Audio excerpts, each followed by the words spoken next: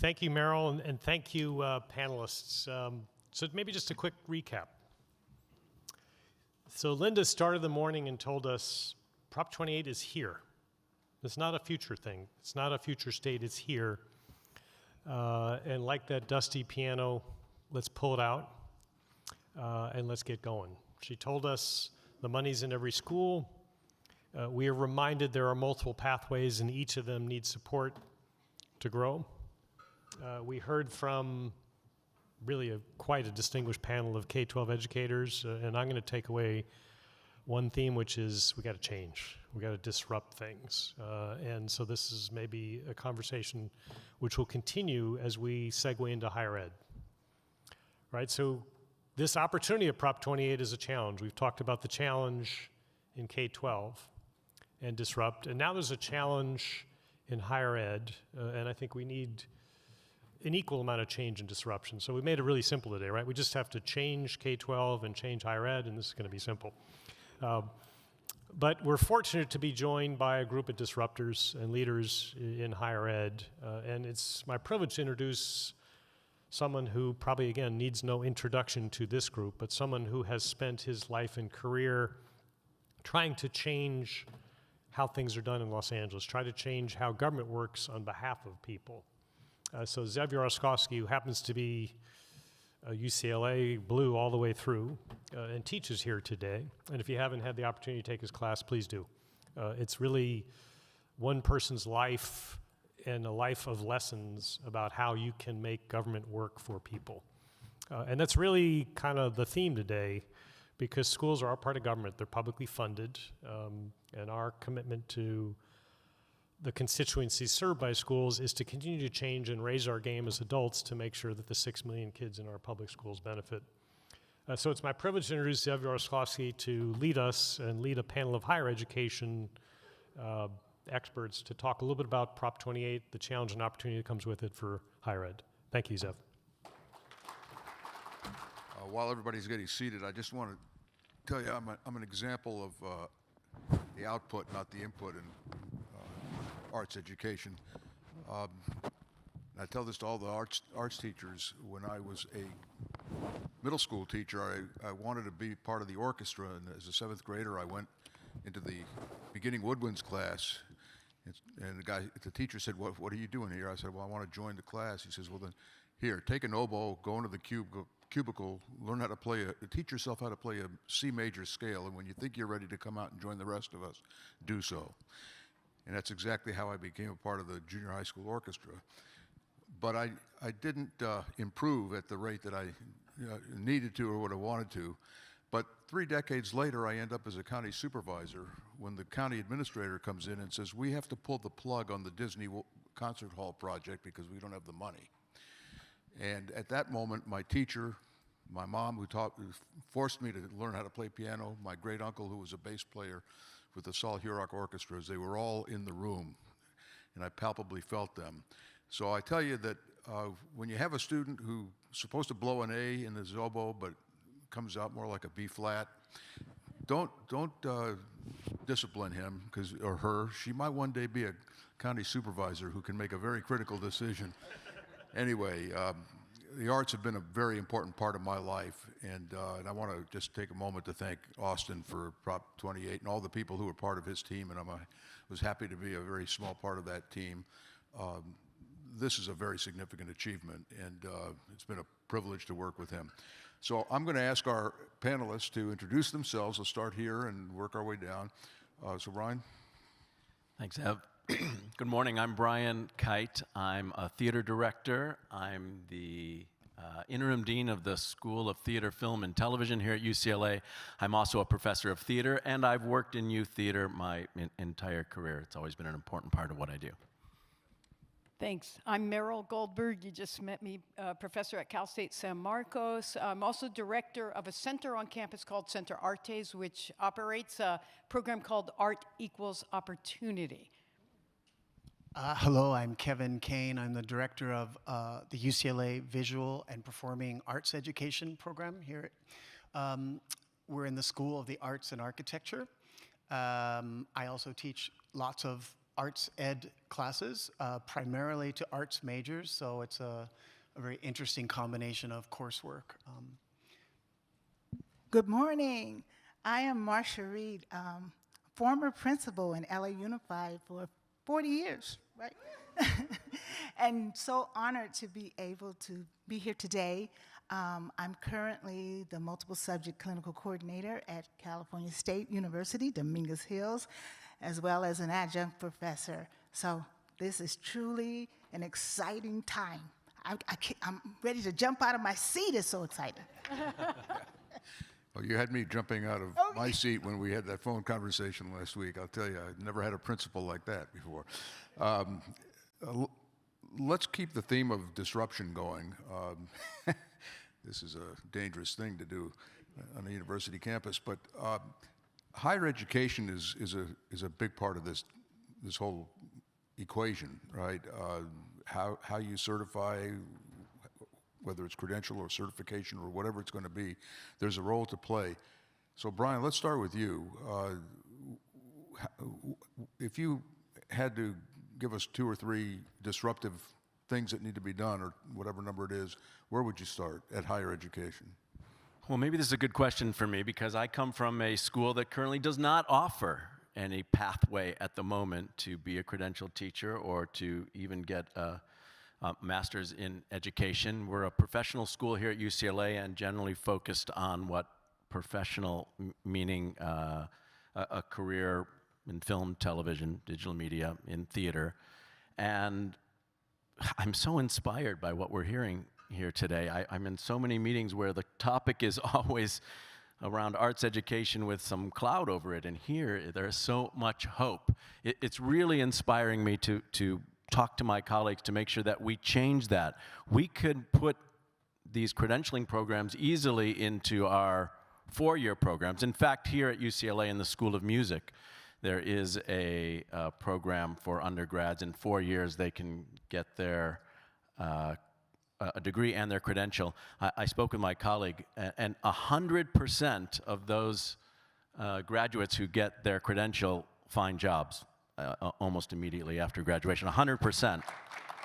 And clearly, to get to 15,000, we have a lot more room there. But we also could look at programs 4+1, 4 years as an undergrad, 1 more year gets you also a master's as well as that credential. There's a lot of potential here. Our students want and need this. I think they're really excited, or could be really excited if they truly saw this as a career path. Some of them just don't think it's an opportunity for them, but absolutely it is, and I think putting more and more of this conversation in front of our students will put many more teachers in our schools. What are the roadblocks at this university to do, or in your department to do that? I don't know if there are roadblocks. I think maybe it's just faculty way of thinking, which is funny. There's this old, if you can't do, you teach sort of nonsense, mostly said by all of my teachers here at the university. That's just not the case anymore, right? I think that's an old way of thinking right now. It's a great way to enhance who you are as an artist, what you do. It takes a long time to establish new degrees here at the university, but it's doable. It's certainly not impossible. And now there's real reasons to figure out what those career paths, what those workforce questions are going to be around finding great results for our students. Merrill, first of all, I'm really offended that I didn't get the chance to sign a disclosure because I was being filmed while I was doing your exercise. And, I did not know that I might end up on YouTube or something. But just a joke. You're in the disrupting business at Cal State San Marcos and on the stuff you're doing in a good way, of course. Tell us about it. Yeah, I'm real happy to do that. We are disrupting already. So I've got 7 ways in which we're doing it, and I'll go through those. But I just want to say, first off, I love our students. The students at Cal State San Marcos are, we're an HSI serving institution. Most of our students are first in their families to go to college. Pretty much all of them have come from Title I schools. Many are food insecure. They also are the most capable and wonderful students that I have had the privilege of working with for 30 years now. So we're doing and I'd like to acknowledge the Heller and the Hewlett Foundations who are funding some of our work. So what we're doing to disrupt is first, our students we're identifying arts majors and minors, and also some other students who've had enough credits in the arts, because all of them automatically qualify for supplemental authorizations if they go into a credential program, into a multiple subject program.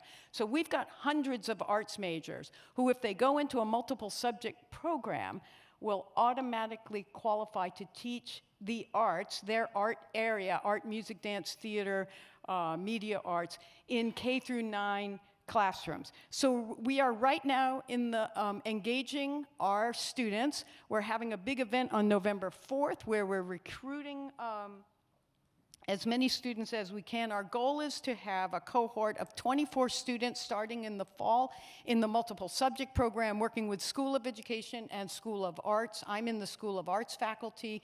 We have, I think one of my colleagues, Chris Wood, is here, who is in the School of Education. She's right in the back. And we're working together to have what's called an arts cohort within the multiple subject credential program, where our arts majors will engage in the credential program. That was number one. That was number two. Number three is the supplemental authorization, which I think is really something we should be talking a lot about, because that opens the doors for many students. Fourth, we're working with the Department of Education Foundation residency labs. And so theoretically, hopefully, all of our students who will become next year in this arts cohort will also get funding in working with school districts to be paid to be in the credential program. We're already working with our local districts and have identified them for the residency programs. Fifth, we are engaging mentors, so we're identifying art teachers and teaching artists who are already out there to become mentors one-on-one with all of our students who want this career pathway into becoming an arts teacher. We also are dedicated to providing some DEI training for our mentors, because I think it's quite true to say that many of the arts teachers already out there, and God bless all of them, might not match the profile and the background and culture of our students. And so that's something we really do need to address. Six, we are approaching our nonprofit organizations in San Diego County and North County of San Diego to partner with us as well and to provide access to their institutions or workshops, or meet with visiting artists. Lastly, and we are doing more than this, but these are the big highlights. We want to create, you'll love this, Marcia, an ARTSA, kind of like BITSA, which is Beginning Teacher Support Network, but we want that support network for our arts teachers that are coming. So we are engaged in some disruption here. Yeah. You should have started with Merrill, Zev, because she had 7, I had 0. She had 7. No, we can be a model for. Well, we're hoping actually. To tell you the truth, this is fits. like. It'll work. It'll work. Kevin, yes. Your take. What's your prescription for disruption? I mean, let me be more specific. There's long-term, intermediate term, and then there's the immediate term, right? We've got to get some teachers into the system now. As Austin, I'm sure, would tell you, as a politician, I would be remiss in not saying it, that sometime in the next 2 or 3 years, there's going to be a newspaper article about whatever happened to Prop 28, and if you haven't had much to show for it, it's not going to be good. So what can we do to show some level of success in the short term? That's just a prompt. Go ahead. Thank you. Well, the first thing, I'm just going to build on a few things that other folks have said before me that I found to be true for some of the programs we have here at UCLA. And I can speak most specifically to our visual and performing arts education program. In the School of the Arts and Architecture, it's an option to major in art form, so then becoming a deeply trained artist at a school that's pretty selective and highly competitive to get into in terms of their arts practice.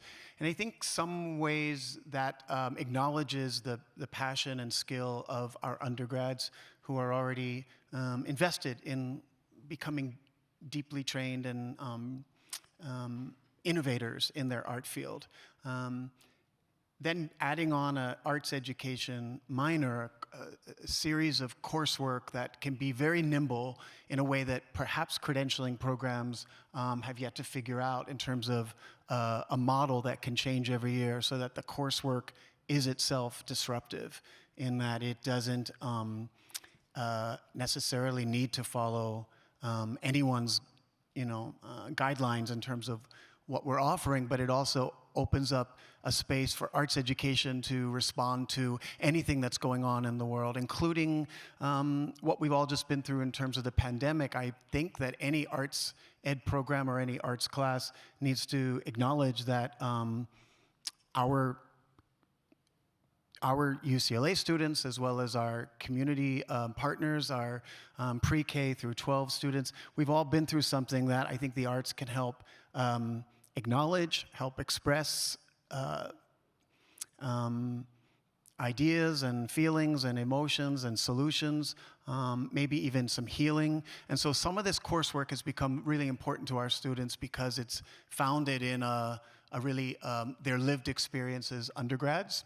And maybe the disruption is bringing these students who have a great desire to not only be a practicing artist, but to engage with their local communities. Some going back to the communities and neighborhoods and schools that they came from, and want to go back and sort of share what they're learning and what they've been developing. Others really looking at what it means to be an Angelino, living in this city and wanting to be a part of the communities that they live in. And I think allowing our students into classrooms to share what they're learning, the support they've gotten in terms of lesson planning and materials and classroom management, like a really deep set of skills that help our students not only think of themselves as artists, but as educators. And I could maybe end with a couple more things. Brian, I concur that I feel like when I started my career, there was that sort of very negative idea about what does it mean to major in the arts and then also be interested in teaching. And I think there was a real stigma around that. And I just don't see that with our students anymore. And I think that's the good news. Our students who love their arts practice also love their social practice and their community engagement. It's just all combined. I don't think they necessarily think of them as separate. And I think that's important. And I might just throw in one more idea, which is not all these students want to necessarily jump right into a credentialing program. And so already that is a blockage. If that's like the ticket to get into a classroom to teach, that might be a deal breaker for some youngish to me, 20-somethings, right, who want to kind of live in the world as artists, but also be engaged in their community. And so finding like a certification program. It could be a 4+1 model that's been mentioned. It could be moving on to a credentialing program, or it could be a teaching artist certification program that ensures that artists know how to teach and teachers know how to make art, and to do that in a seamless way. And I think that might be the future for a lot of the students we're working with You should currently. be able to get that done in 4 years. I mean, to get that accomplished for a student in 4 years. But it may take 4 years to get the university bureaucracy or college bureaucracies to approve it. I mean, one of the things I found when I came to teach here almost 9 years ago is that the academic bureaucracy makes the County of Los Angeles look like a well-oiled machine. Just getting anything done is impossible, or very time-consuming, I will say. Anyway, that's just a thought. Marcia, what's on your mind today? I just wind you up and let What you am I know. thinking? Okay, it's all hands on deck. We have work to do. Teachers will do what they're trained to do, right? So I'm thinking with higher education, the testing, the assessments that our teachers have to, our teaching candidates have to take, we got to work on trying to eliminate some of that, okay? But as a former principal of a Title I school with 86% poverty, I tell you, the arts saved our lives. It saved mine as well, I was able to put mirrors in a classroom, and we brought ballet bars. Then we went to the high school, and we got volunteers to come and teach the dance lesson, the high school students. So it's from pre-K to high school to college. We all have to come together and work to make this happen. I am so excited that we have the funds, because before, whenever there were budget cuts, I was a principal during that time. The arts were the first thing that was cut. So I would go down to the Toyota or wherever and ask for help. We bought violins for our students so they could be a part of the orchestra. So we had the high school students teaching the dance lessons. It helped to improve attendance, academics, and attitudes. The arts bring life. I tell you, when I say I'm ready to jump out of my seat, I am so excited. We have money now. Let's do it. Yeah. It's when I used to give talks to my constituents, I'd always make that point about arts is always the first to go. And then I'd use the example that I was a math major in high school, and I took algebra 1, 2, 3, and 4, and trigonometry, and I said, I don't remember anything about trigonometry. But I do remember my music appreciation class in the 8th grade with Mr. Holton, and I to this day appreciate Mozart's Eine kleine Nachtmusik in a way I would have never done. And then, of course, there's always a math teacher in the audience who takes offense that their career was not worth it in my eyes. But it's so true, because arts is kind of the type O blood. It's the common language. Whatever whatever form of art it is, it's what does bring people together, especially in a community this diverse. And yet, it's the first to go. And I understood the politics of it. I never understood the merits of it, because I didn't think it was meritorious. Back to higher education. So, is there anything that higher education can do in the short term to accelerate the creation of more, or the giving the blessing to more teachers, people who are in the arts business now, who are professionals in the arts, who want to do some teaching and don't want to go back to school? What is the role of higher education in that regard? Is there something affirmative you can do, or is it just getting out of the way, or a combination? Who wants to take a crack at that? Merrill, you're looking at me. You made me do some silly things here a minute ago, and I'm going to... it was wonderful, by the way. It was I really thought it was great. Anyway, what's your take? Thanks. I agree. Totally all hands on deck. So we've got, thousands of arts majors and minors, okay, in the colleges. So we're starting with them already, doing supplemental authorization starting next year. We're good. Teaching artists, yes, we need to invite them into the conversation as well. I think there are multiple pathways. One is our universities. What we're doing at our November event, November 4th, is in addition to our students, we're inviting teaching artists and transitioning teachers. So we know that a lot of our school districts in San Diego have already transitioned some teachers into arts teachers, music teachers, roles like Guillermo. And what we want to do at higher ed is find out the extent to which they actually have the training. Do they have an arts background? Have they taken, classes in the arts they're teaching? And where there are gaps, we want to create, through extended learning classes. So maybe we have a certificate, or maybe they have the credits that give them the supplemental authorization, which our students automatically will qualify as majors and minors. So we're looking at teaching artists and transitioning teachers in that light. Let's find out where they are, what education they have, what we can do through our extended learning to supplement and support them in their roles to succeed. Yeah. It is UC Extension, does UC Extension have a role to play here? Kevin, Well, Brian?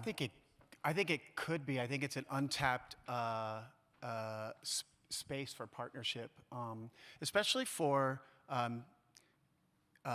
we've heard about, professional musicians and artists who are out in the field. I think it was predominantly musicians that we talked about earlier, but I can imagine that being dancers and theater artists and visual artists, and I really appreciate the panelists who opened that up to architecture and graphic design. So there's a lot of folks who are, have quite a bit of experience under their belt, maybe even a degree or two under their belt, but maybe to speak to your point, I think the pedagogy classes are so important because I can be a really well-trained, experienced professional artist, but walk in and be really like, maybe my resume will get me through the first couple of weeks with a group of ninth graders, but like eventually I have to have some teaching skills, right? And I have to have some strategies that I also would say, because we're at an R1 university, I really believe in theory-informed practice. So really keeping up with things like social emotional arts-based learning. So that's maybe different than SEL in another subject, and actually maybe even a better opportunity to like really engage that quickly. Trauma-informed pedagogy, healing-informed pedagogies. I know these are all buzzwords that sound right, but it takes some teaching and learning and engagement with these theories along with a practice. Literally just how do you design a lesson plan? Or what does 50 minutes feel like for an artist? Because so many, like rookie mistake is you plan all this and then 50 minutes is over in what feels like 15 minutes and then your whole classroom's a mess and you didn't get through it, And so then I think the extension program that you're mentioning can be a partner with our school anyway, because we have a UCLA extension right here in Westwood. And I'd be, personally, publicly, I'd be very happy to engage in that conversation, because since we already have an arts ed minor, we have curriculum that could be really helpful to professional teaching artists or professional artists. But I think that partnership is important. And I appreciate the idea that it could take 4 years to happen, but I'm also thinking about Austin's call for urgency. So I don't think 4 years is going to cut it. I think whatever has to happen this year so that it's, yeah, thank you. It's implementable, is that a word? We can implement it next year. Like whatever we're doing right now, I think it's just go back to where we're from and figure out ways that all of this information, strategies, methods, partnerships, coordinators can maybe start to see some impact and effect as early as next year. At least that's my goal. Yeah. Yes, excellent, excellent. When I was a principal, the university would invite our teachers to come for professional development. And whenever you have food and prizes, teachers are going to come, okay? So my commitment is to go back to the university, and maybe now we can have like workshops on the weekends and invite our teachers to come and share art strategies that they can take back and implement now. It's all hands on deck now. Yeah. Brian, you look like you were ready to say something. Go ahead. Yeah. I'm inspired by my colleagues. I'm thinking about the urgency of it and the teachers we need now, but I want to make a point about why this is worth it. This is worth it down the line, too, because we have an opportunity here to change the entire ecosystem, the whole way that people move into great arts programs at higher ed level. So right now, there's an access problem in higher ed. If you have privilege and you've been taking acting classes since you were 6 years old, you're going to have a better chance, perhaps, of getting into UCLA's School of Theater, Film, and Television. No matter what we try to do to change that narrative, but when you have a design portfolio, when you have 3 songs prepared and you are ready for that audition, it's a very different story than students who may be first-gen students who didn't have this opportunity. And if we're talking about diversity and changing what our arts educators look like, this is the time to do it. Thank you. I did notice Kevin's applause was louder than mine, but that's still also good applause. It's not a competition. Sounded like rain to me. Yeah, was it raining? Yeah. I love the conversation about how the arts can really affect students in their lives in whatever professions they go into, but we also have an opportunity here to educate and encourage incredible artists who will become great artists through this program, who will go to higher ed, perhaps programs like we have here, and when we put the teaching part of that into it, we'll then go back into the system. And now the arts teachers are going to look like students in the classroom. We're going to have a whole different model, and we can really change this access question through everything we're doing here. So I'm excited. Great. Merrill? Yeah, I was just going to say it's quite true. So I teach at the CSU, and again, my students are so capable. They are absolutely amazing. They have not had opportunities. So a typical music major at Cal State San Marcos doesn't come in knowing how to read music because they haven't had music teachers in their classrooms, Title I schools. And we constantly, as faculty in our School of Arts, are always thinking of ways that we can accelerate their learning, support them, and also recognize, and someone on the K through 12 panel said this too, we don't need to be a conservatory model for a music teacher going out there. And for our arts teachers in our theater and our dance, our students are learning like crazy. And they are going to be such amazing, compassionate teachers. I have no doubt in my mind about that. And that is going to go way further than maybe anything else to changing this system, like you're saying, because we're going to have teachers that are our students in K through 12 coming back in, supporting, getting our kids excited. And, you know, the possibilities are really just so in front of us. Again, thousands and thousands of students in the Cal State system are arts, music majors, you know, and dance and theater and media arts. So they're there, ready. So tapping that amazing, capable talent and students and getting them into the system, so to speak, is a way to get things going, I think. Anybody else want to add on to this? I want to add one more thing, if I can, and I hope it connects. But I feel we've had such success in our school's VAPAE program, not only because this generation of young artists and young scholars are so interested in all these topics and really want to be a part of the solution, but it's also been, you know, taking advantage of the wealth of knowledge, skill, beauty, the rich culture of our LA community. And so I'm looking at Fabian right now, and hey there, and I'm just thinking of the ways that we've been able to make collaborations and partnerships with already beautiful art makers, wonderful teachers, amazing communities, and create like a system of reciprocity where our students can maybe intern at Fabian's Homeboy Art Academy, which has happened, and learning so much from you, Fabian, thank you, but also bringing people like Fabian into our classrooms to talk about how to teach art in other spaces. And I think that's an untapped, I don't often hear so much about those partnerships that really seem really successful for our students. And I hope you would agree, Fabian, that it's a great partnership for all of us to think about who we already know in the community. You know, Guillermo, you're ready to come into my classroom right now and just like talk, but that's about, you know, being in the same space and really connecting with like-minded people, and maybe that's a way to also help prepare, what do we call it, the next generation of talent and the pathways and the pipelines. I think it's a series of inspiring and important experiences that can lead to a commitment to being a part of that new landscape. I don't know how much time we have left. 0? 5 minutes. Okay, good. So, back to compressing the timeline for now looking more intermediate term. A student who comes into a school, into an institution of higher learning. I think it's still the case that if you want to be a teacher, you get your BA, and then you go for another year to get your credential, right? That's your teaching credential. Is there a way to compress that? If you have somebody who knows what they want, they come into as a freshman, they know they want to be an arts teacher.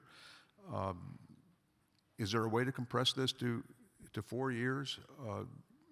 How complicated would that be? This is where higher education gets into the mix here. Well, we can do it with credentialing, right? I don't know about more advanced degrees, but the music school is doing that right now. They are doing it in the 4 years for students that want to do it. In the 4 years, you can also get your credential, and it's great hearing about the different possibilities of credentialing that are out there. But maybe we do need to partner more to figure out even more pathways to do it, more students, if it doesn't consume all their time. I think this is a great idea to compress that. We must, it sounds like. What are the barriers?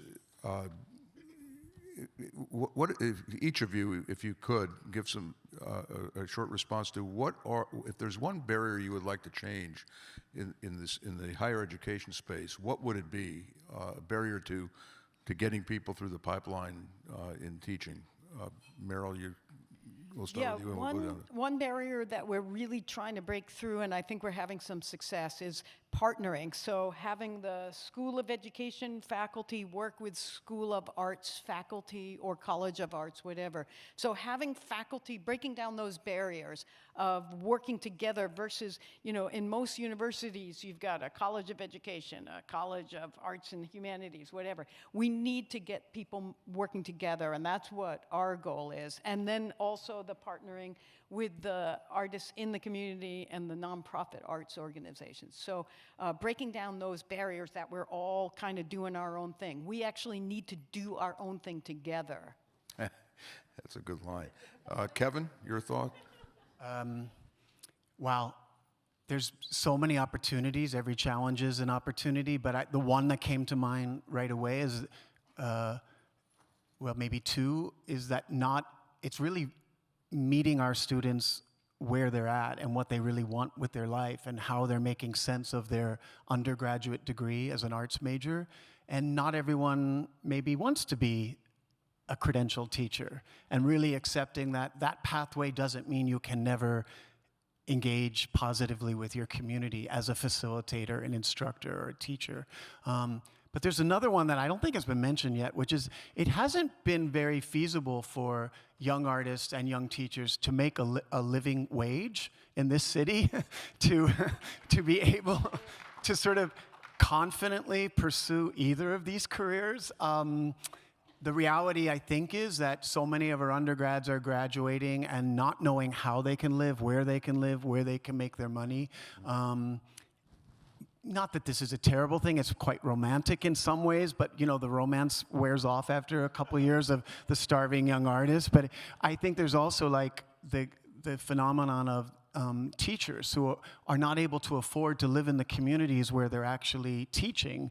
And I think maybe Prop 28 can sort of speak to how difficult it is for our younger generation to imagine these careers as feasible if there's a wage and a salary, and they're not driving all over to cobble together a career. And that might be one thing I would be thinking about. Which is why we have so much writing on this, because as the old saying goes, nothing succeeds like success. When people see there's a pathway, it'll solve itself. Marcia. I was going to say a barrier for us, as the clinical coordinator, we have to place our candidates in the teaching, area, and it's hard to find arts mentors for our teachers, So that is always, a school may have only one art teacher, one music teacher. And so when you have so many candidates to place for a single subject into those areas, it's a barrier when you can't find them. And And me? Brian? You said one, but here's the quick version. First off, I think higher ed has to do a better job of figuring out online and digital opportunities in the arts. Our immediate reaction is to think this isn't possible. It is possible. We did it here for several years during the pandemic. We have to figure out how to reach a larger base of students through online arts opportunities, even if there's still some convening. I think we can do that.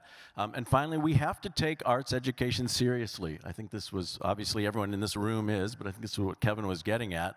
But reach out to all the administrators who are not in this room. You're the ones who are here for today and to hear this. But our students need to see a real pathway out there, to know they're going to be valued, to know that it matters, because it does matter.